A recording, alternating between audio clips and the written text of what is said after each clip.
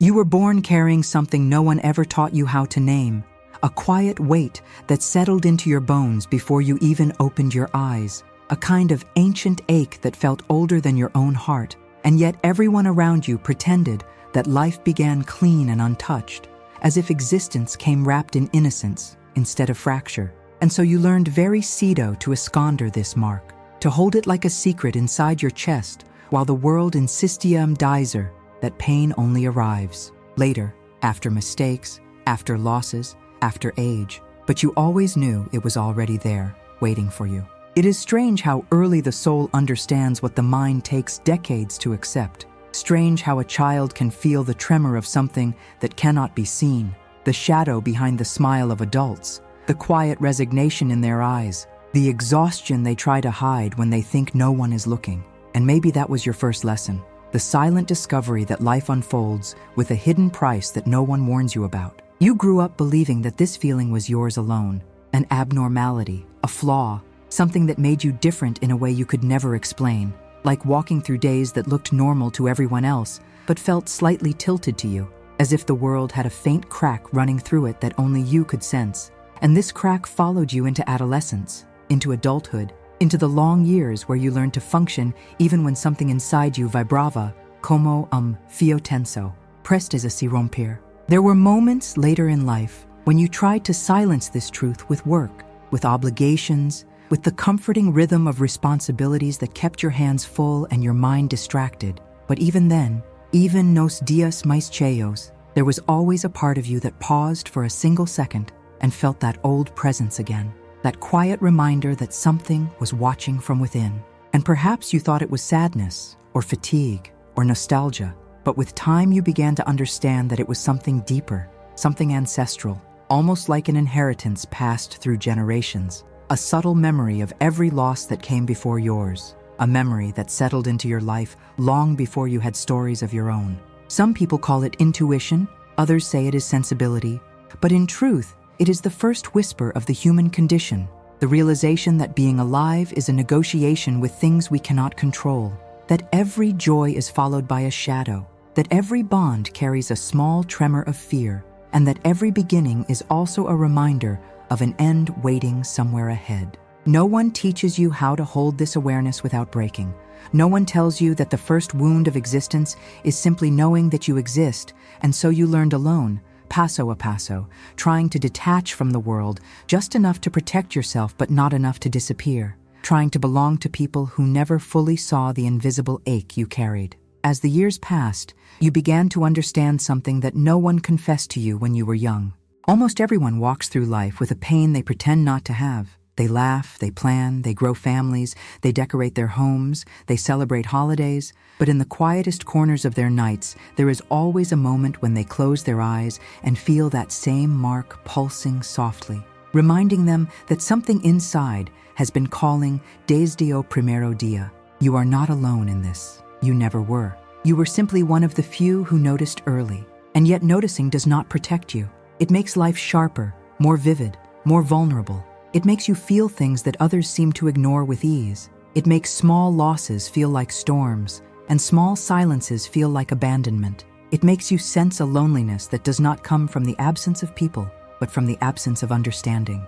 And this loneliness grows quietly, not as tragedy, but as truth, until one day you wake up and realize that you have been carrying this silent companion for so long that it feels like part of your skin.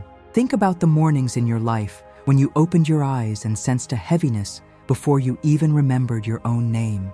Think about the times you were surrounded by people and still felt something inside you sitting apart, watching from a distance. Think about the nights em que você ficou acordado, sem motivo aparente, apenas sentindo que algo dentro de você não se encaixava completamente no mundo ao seu redor. These are not coincidences.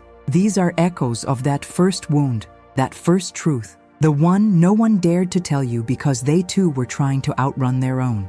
And perhaps the most painful part of this truth is realizing that the world rarely sees what you carry. They see your routine, your years, your responsibilities, but not the silent weight that has walked beside you every single day. They mistake your resilience for ease, your endurance for strength, your silence for acceptance, when in reality you have been negotiating with this unseen ache from the very beginning, shaping your life around something the world refuses to acknowledge. If these words touched something inside you, deixe comentário dizendo se você também sempre sentiu essa marca silenciosa dentro de si, and subscribe if you want to walk with a voice that understands what you have carried in silence for so long. There comes a moment in life when you begin to disappear without anyone noticing, a slow fading that does not happen in a single day, but through countless small moments that quietly slip into your routine. At first, it feels almost harmless, like forgetting where you placed your keys or standing in the middle of a room wondering why you walked in, and you laugh it off because everyone around you does the same. But then the feeling deepens, becoming something quieter and more unsettling, as if part of you is stepping back from your own life, while the rest of you goes on acting as if everything is fine.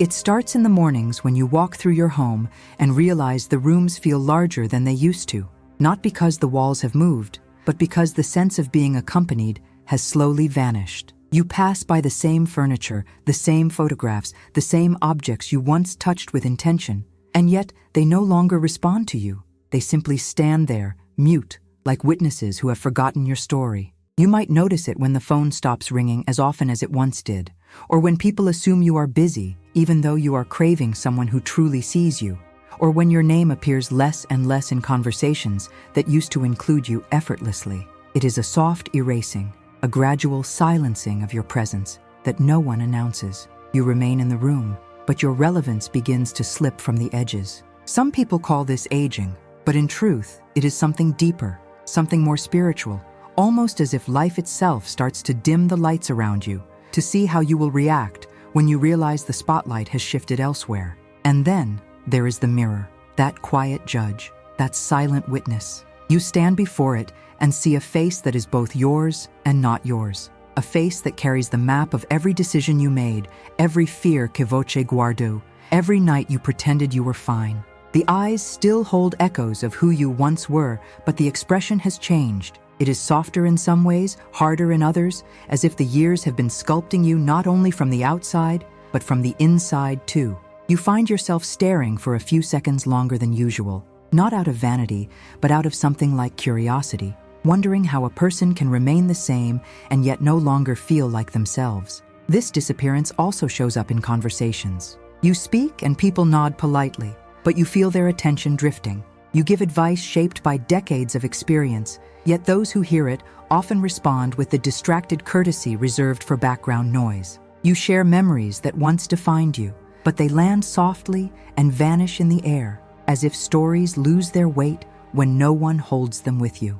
And somewhere within you, a quiet voice murmurs that maybe life has moved on and simply forgotten to take your hand with it. There is a peculiar kind of loneliness that emerges in these moments, a loneliness that has nothing to do with being physically alone. It is the loneliness of standing in the middle of your own existence and realizing that the world no longer revolves around you the way it once seemed to. When you were young, your life felt like a road that others traveled with you, filled with movement, noise, expectations, and a sense of shared direction. But now the road feels quieter, emptier, like you are walking through a familiar city whose lights are turning off one by one.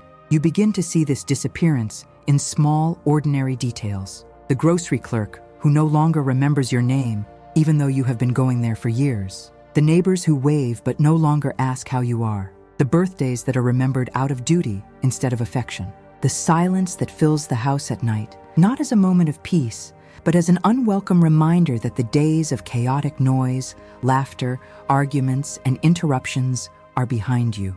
Even your footsteps seem to echo differently now, softer, as if the world has adjusted its volume to match your fading presence. Sometimes this fading takes the form of invisibility. People look at you but do not really see you. They see an age, a category, a role, but not the story living behind your eyes. You become the background character in rooms you once helped build. You become the steady presence people rely on but rarely acknowledge. You become the one who listens, who supports, who remembers, but is not remembered with the same intensity.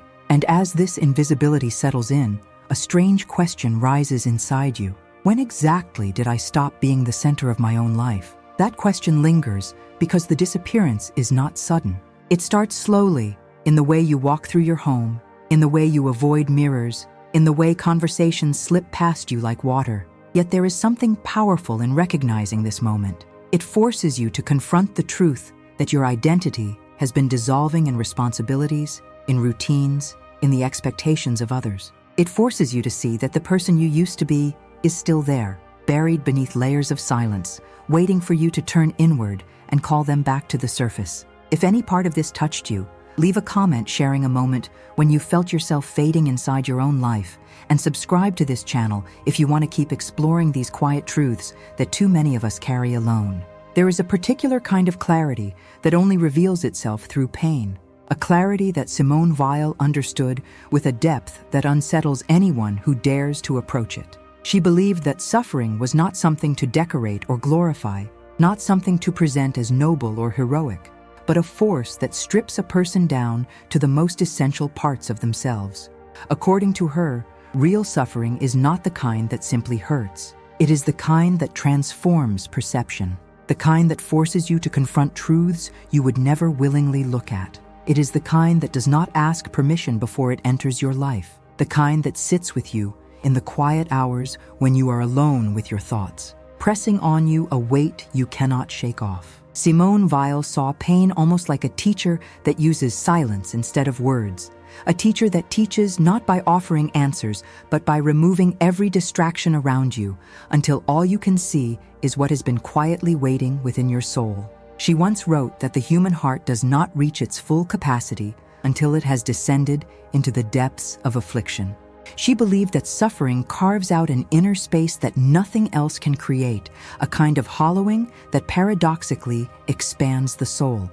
And although this view sounds harsh, cold even, there is something painfully recognizable in it, because deep down we know that our most significant moments of growth rarely emerge from comfort. They come from rupture, from loss, from the moments when life demands an honesty we have avoided for years. Think about a time in your life when everything fell apart unexpectedly, when the structure you had built for yourself cracked in an instant. Maybe it was the day you lost someone who anchored you to the world, or the moment a long relationship finally collapsed, no matter how tightly you tried to hold it together, or the evening you sat alone realizing that your life had drifted far from the one you once imagined. In those moments, you were not thinking about philosophy or metaphors. You were simply trying to keep breathing. Yet when you look back, you can see how that pain forced you to confront truths about who you were and who you pretended to be. Truths you would never have touched if life had let you remain comfortable. Simone Weil believed that suffering becomes conscious when you stop trying to escape it and instead allow it to be seen as it is, not romanticized, not minimized, but recognized as a signal. She wrote that attention is the purest form of prayer, and in her eyes, the attention born from suffering is the most powerful of all because it comes from a place where the ego is no longer strong enough to lie. When you are hurting deeply, you cannot pretend. You cannot distract yourself with superficial pleasures or empty goals. Your mind becomes brutally honest. Your soul becomes painfully awake. There is a strange purity in this, a terrifying purity. It is the moment when all illusions fall away. You stop performing for others. You stop clinging to the roles you played for decades. You stop chasing approval from people who never understood you. Everything unnecessary dissolves, and you are left with a version of yourself you barely recognize, a version that is raw, vulnerable, stripped of masks. And despite the pain, there is something undeniably real in this state, something truer than the comfortable lies that shaped so many years of your life. Simone Weil herself lived this truth in her own body. She pushed herself into situations that exposed her to physical and emotional suffering, not because she enjoyed it, but because she believed it brought her closer to the essence of existence. She worked in factories until her health broke down. She refused privileges that could have made her life easier. She stood beside people who were forgotten and invisible. It was as if she believed that only by sharing in the suffering of others could she understand the mechanics of the human soul. Some called her extreme, others called her brilliant, but no one could deny the intensity of her gaze, the way she saw reality without protective layers. This is why her words resonate with people who have lived long enough to know that life is not a straight line, but an accumulation of wounds that shape us. People who have experienced the betrayal of the body, the fading of relationships, the silence of God, the disappearance of relevance. People who have looked in the mirror and seen not only age, but the imprint of every sorrow that ever passed through them. For them, Weil does not sound harsh. She sounds accurate. And perhaps the most striking insight she offers is this: suffering is not asking you to be strong. It is asking you to be honest. Honest about your limits, honest about your needs, honest about your regrets, honest about the parts of yourself you abandoned in order to survive. In this honesty, there is a strange liberation, a quiet shift that begins to happen in the soul. Not a relief, not a solution, but a soft recognition that you are no longer hiding from yourself. And once you stop hiding, something inside you begins to awaken with a clarity that is impossible to ignore. If these reflections open something inside you, leave a comment sharing one moment in your life that transformed you through difficulty, and subscribe if you wish to continue exploring these deep truths with a voice that understands the weight you carry. There comes a time in life when the body begins to speak a language the soul never agreed to learn, a slow and reluctant vocabulary of stiffness, fatigue, forgotten strength, and unexpected aches that seem to appear without reason. You wake up one morning and realize that the simple act of rising from bed requires a negotiation, a gentle coaxing of joints and muscles that no longer respond with the effortless obedience of youth. The body you once moved through the world with confidence now hesitates, now pauses, now sends subtle warnings that remind you that time has been quietly rewriting the rules. But inside, something entirely different is happening. The soul refuses to age at the same rhythm. It refuses to grow old with the body, refuses to dim its fire, refuses to accept the limits that flesh tries to impose. It is almost cruel how the soul holds on to its youthful impulses, its hunger for connection, its longing for meaning, its desire to be seen, while the body begins to fold into the years. You may look in the mirror and see changes in your skin, the soft collapse of muscles, the quiet migration of lines that map your life. But inside, you feel the same spark you felt decades ago. You still have passions that pulse with the urgency of 20. You still have memories that feel as vivid as yesterday. You still have unfinished dreams whispering in the back of your mind. And perhaps what hurts the most is realizing that the world does not see this inner fire. People look at your age and assume you have slowed down, that your desires have cooled, that your hunger for life has become modest. They forget that the body ages, but the soul does not obey time. There is a strange misalignment that begins to grow between who you are on the inside and what the world assumes from the outside.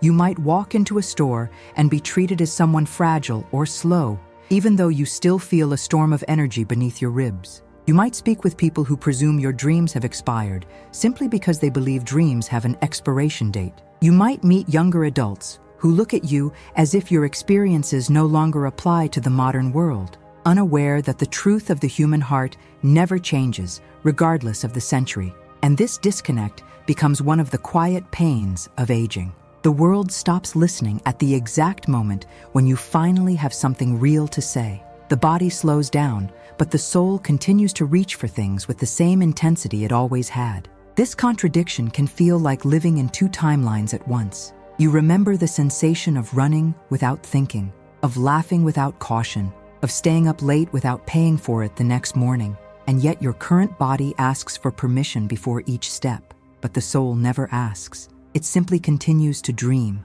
to want, to feel, as if it were untouched by time. And perhaps this is why aging feels like betrayal. It is not the wrinkles, not the gray hair, not even the aches. It is the betrayal of a body that no longer keeps pace with the person you still feel you are. There are moments when this becomes painfully clear, when you watch someone younger move with a freedom you once took for granted, and something inside you aches not with jealousy, but with recognition. When you hear music that once made your entire body come alive, and now your body moves differently, slower, softer, even though your soul still rises the same way it always did. When you remember the version of yourself who believed that time was infinite, that there would always be more chances, more energy, more beginnings, and now you understand that life is measured not in years, but in moments you allowed yourself to truly feel alive. And yet there is beauty here too. A strange and quiet beauty that you may not have noticed. The aging body forces you to slow down, but in slowing down, you begin to notice things you once rushed through. You pay attention to details that used to blur around the edges of your busy life. You savor conversations instead of racing through them. You feel gratitude in places you once overlooked. You understand love in ways your younger self could not. The soul remains vibrant, but now it has depth, it has weight, it has history. It has endured enough to understand the fragility of everything it holds dear. Simone Weil believed that the soul awakens through suffering, and aging is one of the most silent forms of suffering. It is not loud or dramatic. It is slow, persistent, and intimate. It forces you to confront the reality of your limitations while still carrying within you a spirit that refuses to surrender. It teaches you the truth of impermanence, not as a poetic idea, but as a lived experience. And somehow, in this tension between the fading body and the luminous soul, something profound emerges, a kind of clarity, a kind of honesty, a kind of acceptance that does not feel like giving up, but like finally seeing yourself without filters. This contradiction can be painful, yes, but it can also reveal a deeper identity that was always there beneath the surface, the part of you that has survived every version of yourself, every disappointment, every transformation, the part of you that time cannot touch, the part of you that still burns quietly even when the world no longer notices your light. If you felt something true while reading this, share in the comments a moment when you realized your soul was still young despite what the mirror showed, and consider subscribing so we can continue walking together through these hidden layers of the human experience. There is an error that almost everyone makes without realizing it, an error so subtle and so slow that it becomes invisible until its consequences are already woven into the fabric of your life. It is the silent and unconscious surrender of yourself in the name of responsibility, in the name of peace, in the name of being useful, in the name of being strong. It begins with small gestures that seem harmless. You cancel something you wanted because someone else needed you. You silence a desire because it would inconvenience others. You swallow a truth because it might create conflict. You stay calm when your heart wants to scream. You become dependable, reliable, steady. And little by little, without meaning to, you begin to disappear behind the needs of everyone around you. At first, you do it with love. You do it because it feels natural to be the one who carries the weight, the one who fixes problems, the one who shows up even when tired, even when hurting, even when you have nothing left to give. You do it because life taught you early that being needed was the same as being valued. And so you become indispensable, the one who remembers birthdays, the one who drives people to appointments, the one who listens at 2 a.m, the one who organizes, cleans, plans, comforts, the one who says yes, because saying yes feels easier than imagining what might happen if you said no. But something begins to shift over the years. The identity you once had, the one shaped by dreams and passions and the fire of your younger self, begins to dissolve behind a persona built entirely on service. You may look back now and realize that long ago you stopped making choices for yourself. You started making choices that kept the peace. You started making choices that kept the family stable. You started making choices that prevented disappointment. And without noticing it, you replaced your own desires with whatever kept life functioning smoothly for others. You can see the evidence of this in moments so small that they almost escape your attention. When someone asks what you want to eat and you say it does not matter, even though it does. When you pretend you are fine because you do not want to be a burden. When you apologize out of habit rather than necessity. When you take on tasks no one asked you to take on because you cannot stand the thought of letting others feel discomfort. When you look at a free day on your calendar and feel guilt instead of relief. These are signs, tiny but consistent, that reveal how long you have been living in the background of your own life. This is the error. Not giving, not loving, not caring. Those are beautiful things. The error is forgetting that you also exist, forgetting that you have needs that matter, forgetting that you are allowed to be tired, forgetting that you are permitted to step back from the constant labor of holding everything together, forgetting that your value is not defined by what you do for others. The world rarely tells you this. In fact, the world often praises you for disappearing. It applauds your sacrifices. It admires your strength. It depends on your silence. And because you are used to being strong, you learn to hide every fracture. But the truth is that somewhere inside you, there is a version of yourself that has been waiting for years to be acknowledged again. A version that remembers who you were before you became a caretaker, before you became a stabilizing force, before you became the person who always fixes everything. A version that still has desires of its own, desires you buried so deeply that today they feel like strangers. Maybe you once dreamed of traveling, or writing, or becoming something beyond what life allowed. Maybe you once loved painting, or dancing, or learning new languages. Maybe you once had a vision of your future that never had space to bloom because someone always needed you more than you needed yourself. Simone Weil understood this dynamic with unsettling clarity. She believed that the human soul becomes wounded not only by pain, but by the slow erosion of its own desires. When the soul is denied its essential needs for too long, it begins to shrink, it begins to dim, it becomes silent not because it agrees with your choices, but because it has learned that you will not listen. And yet the silence is not acceptance, it is resignation. It is the quiet mourning of a self abandoned. This truth often emerges strongest in midlife or later, when the roles you played for decades begin to loosen, and you finally have a moment to look inward. Suddenly, there is space to reflect, and with reflection comes a question that rises like a quiet grief. How long have I been gone from myself? It is a devastating question because the answer rarely arrives gently. It arrives with memories of everything you postponed, everything you minimized, everything you told yourself you would return to someday. And someday never felt urgent until now. But there is also something powerful in this realization. It reveals that the part of you that disappeared can still be found. It reveals that the self you abandoned is not dead, but waiting. It reveals that the story is not finished simply because the years have passed. The soul has an extraordinary capacity for renewal. Even after decades of neglect, it only needs one thing to awaken. It needs to be seen by you. If this touched a truth inside you, leave a comment sharing one moment when you realized you had been giving too much of yourself.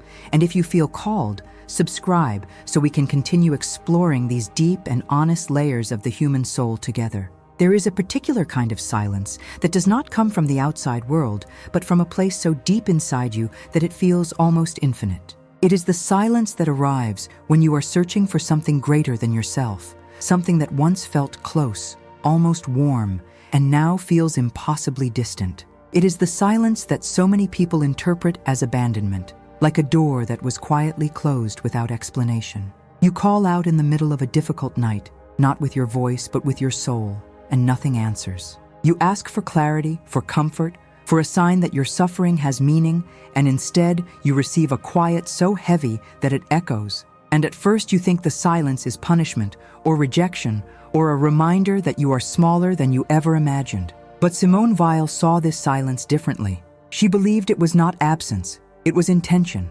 She saw the silence of the divine as a kind of testing ground, not a test you pass by performing well, but a test of endurance, of sincerity, of attention.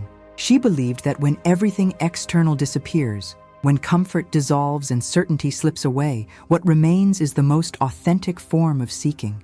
It is not shouting into the heavens. It is the quiet lifting of your inner being towards something invisible.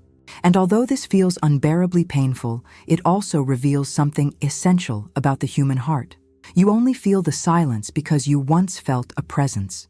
You only notice the distance because you once felt held. Think about the moments in your life when you felt closest to something transcendent. It might not have been a religious experience. It might have been standing by the ocean at dusk, feeling the vastness of the world extend beyond every boundary you had known. It might have been the birth of a child, or the last breaths of someone you loved, or a moment of grief so overwhelming that you felt your soul open without your permission. In those moments, something touched you, something wordless, something that felt both completely outside of you and deeply familiar.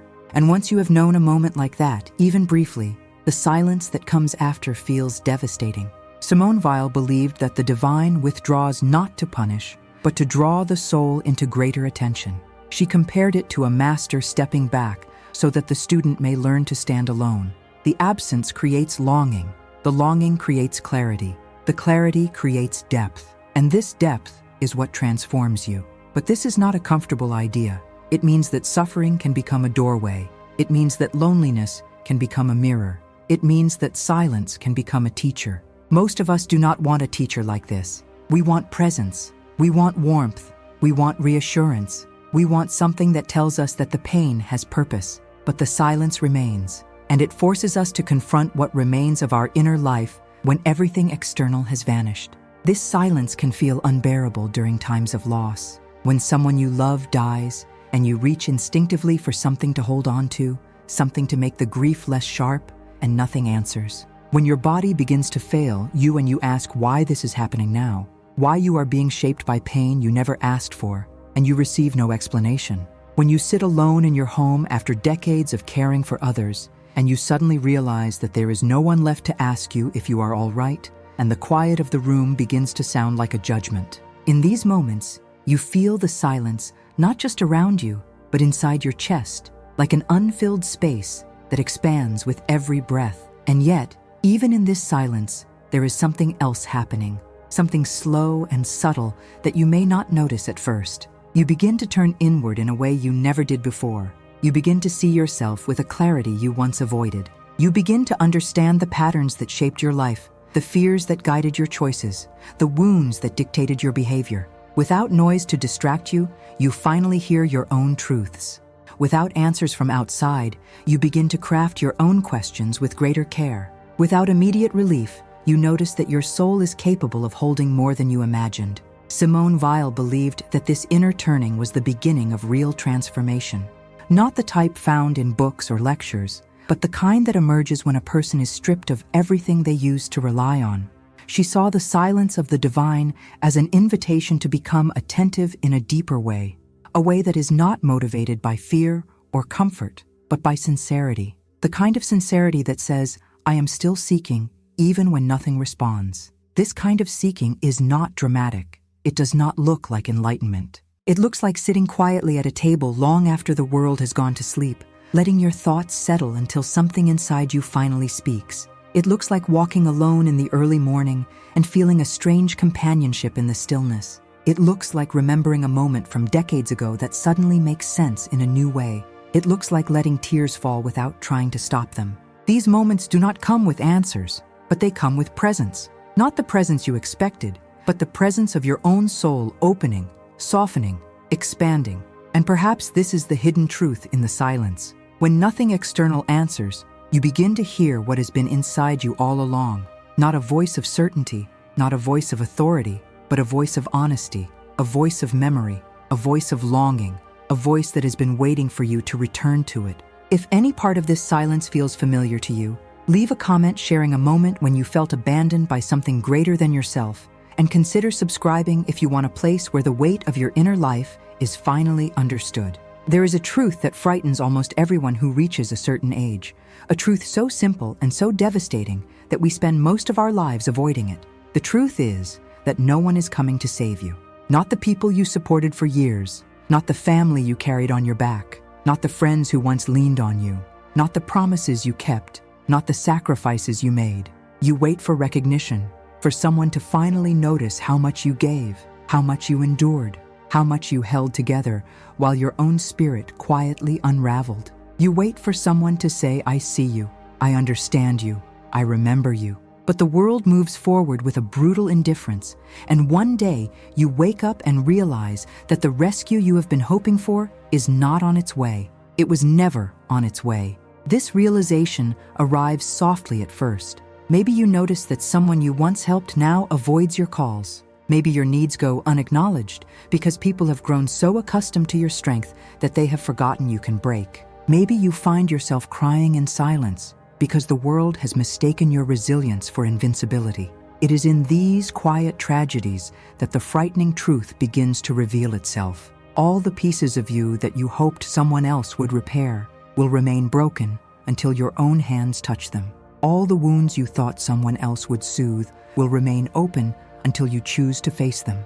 And all the parts of your soul you expected someone else to revive will continue to fade until you breathe life back into them yourself. This truth terrifies because it means you cannot wait anymore. You cannot postpone your healing until someone gives you permission. You cannot depend on understanding from people who never learned how to listen.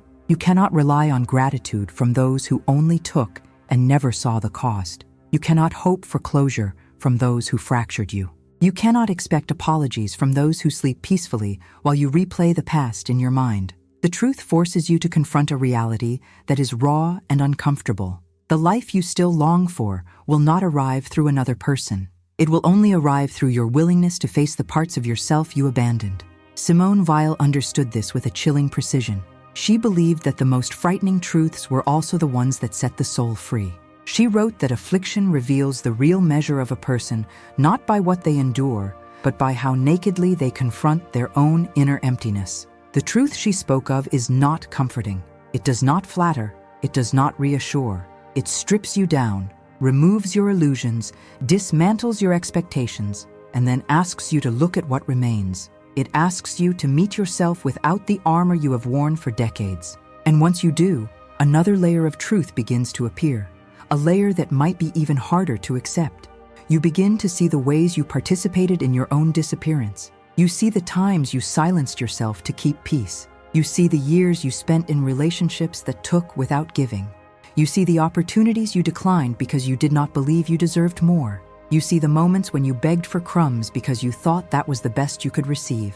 You see the loyalty you offered to people who never earned it. You see the dreams you lowered to make others feel comfortable. And although this recognition burns, it also brings an unexpected clarity.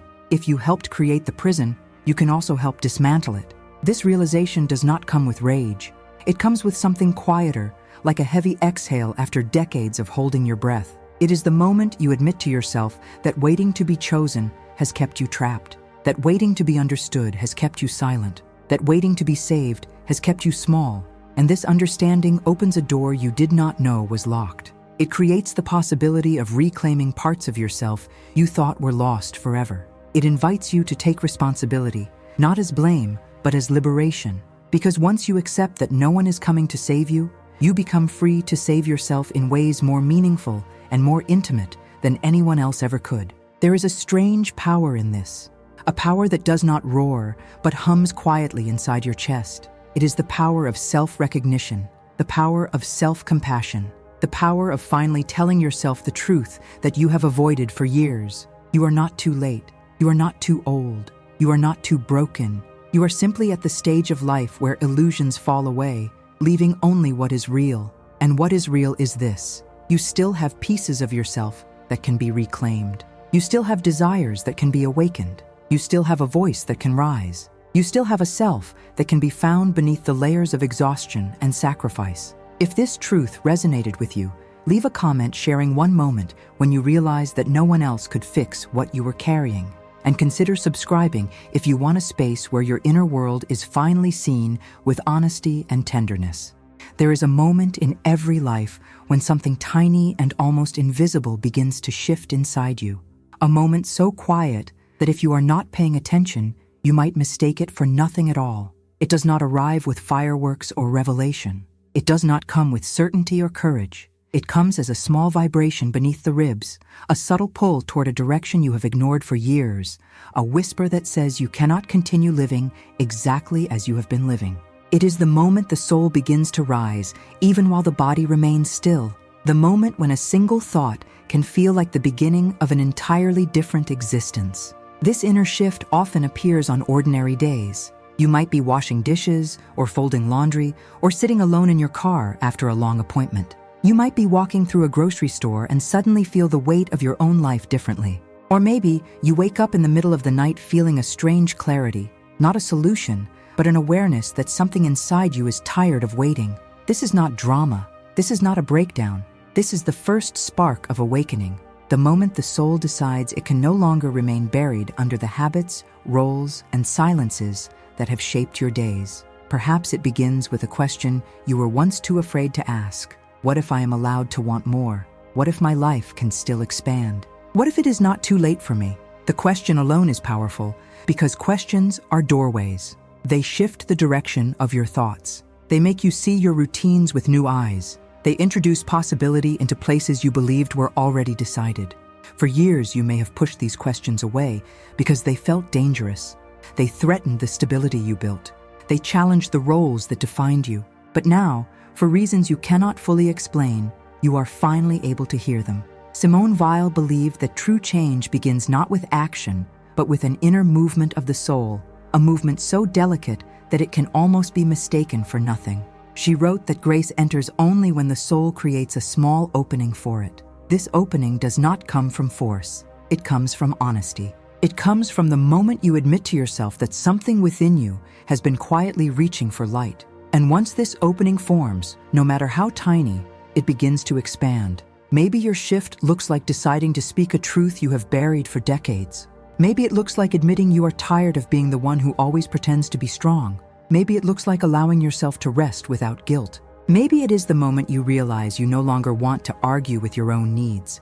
Or maybe it is something even smaller, something so subtle that no one around you would notice. A deep exhale, a long pause, a memory that returns with new meaning, a desire that resurfaces gently, like a hand reaching out from the past. This small shift is powerful because it begins to rearrange the inner architecture of your life. You start to notice the habits that no longer feel like yours. You start to feel the weight of relationships that drain you more than they nourish you. You start to realize how much of your identity was built around survival rather than desire. And this recognition comes not as a loud revelation, but as a quiet fatigue, a sense that you can no longer carry what does not belong to you. But here is the beautiful and terrifying part. Once something inside you decides to rise, it cannot fully return to sleep. You can try to ignore it. You can try to silence it. You can try to convince yourself that change is irresponsible, risky, too late.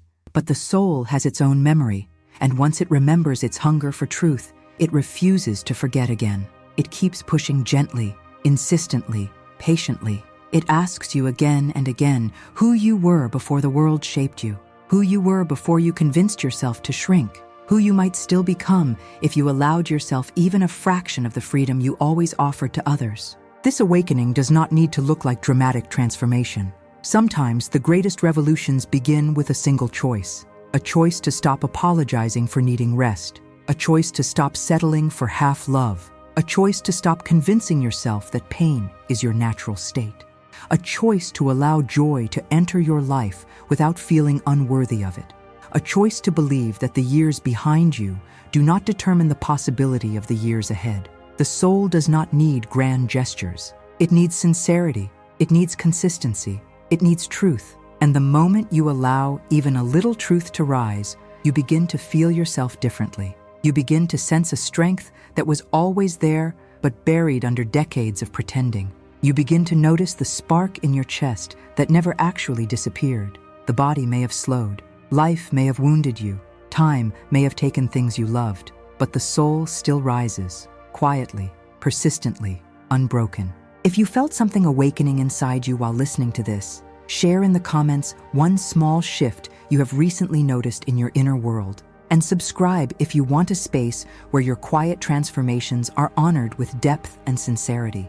There comes a moment at the end of every long journey when words begin to fall away, when explanations feel unnecessary, when all that remains is a kind of quiet presence that settles over the soul like a gentle dusk. This final silence is not emptiness. It is not defeat. It is the stillness that arrives when you have looked honestly at your life, when you have touched your wounds without turning away, when you have allowed yourself to feel everything you once buried. It is the silence that comes after truth, after surrender, after the long work of peeling back the layers of who you pretended to be.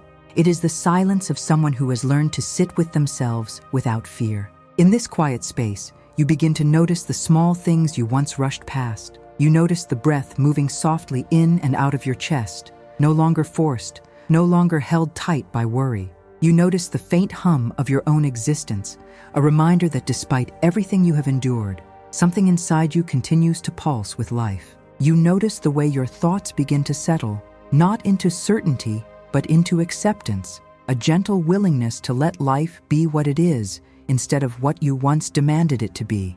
And in this acceptance, something inside you loosens, something that carried the weight of years finally exhales. This closing moment is not a prayer spoken with words. It is a prayer made of presence, a prayer made of breath, a prayer made of simply existing without needing to fix, perform, or prove anything. You sit with yourself the way you sit with an old friend, quietly, respectfully, without pressure or expectation. You let the silence wash over you, and you realize that this silence is not the enemy.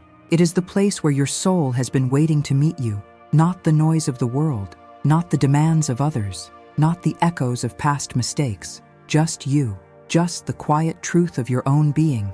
You may feel memories rising as you sit in this stillness. Memories of people you loved, memories of people you lost, memories of moments that shaped you in ways you never understood until now. Some memories arrive with warmth, others with ache, but all of them form the tapestry of the person you have become. And instead of fighting them, you let them exist. You let them move through you without resistance. You give yourself permission to feel gratitude for the years that were good and compassion for the years that broke you. Both have carved depth into your soul. Both have made you who you are. Simone Weil believed that real gratitude is not loud. It does not come from celebration or joy. It comes from recognizing the beauty inside suffering, the meaning inside loss, the quiet dignity inside endurance. And as this final silence unfolds around you, you begin to feel something similar. You begin to recognize the quiet strength that carried you through storms you thought would destroy you.